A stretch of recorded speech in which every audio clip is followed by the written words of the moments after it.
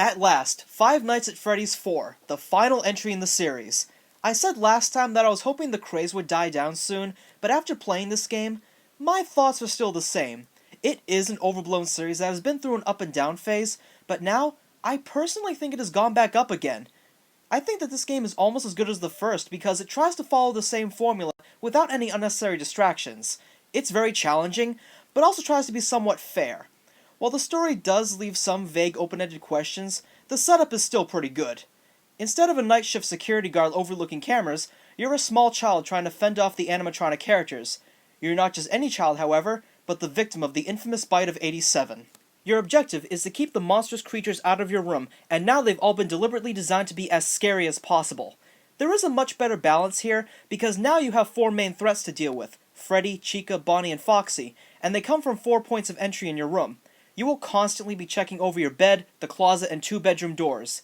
What kind of bedroom has 2 doors? Anyways, you go over to the doors and shine your flashlight to check for threats. However, if you hear a low-pitched breathing sound, you will have to shut the door for a few seconds or else you will get a game over. Why not just keep the doors closed throughout the night? I don't know. This game demands that you are very proactive and always check everything constantly, but I'm really glad there aren't any needless tasks to manage such as music boxes or ventilation systems.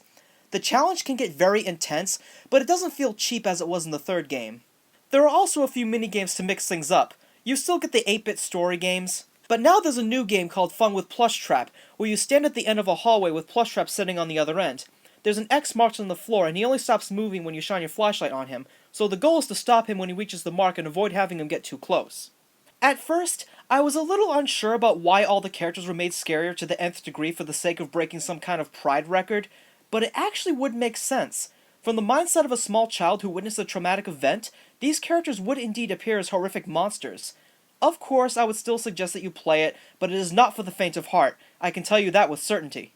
Now please, let's all give these games a small rest, or at least until the rumored movie is announced. But in the meantime, I'm going to enjoy some new games and wait for the next big thing to arrive so I can try to jump on board the trend.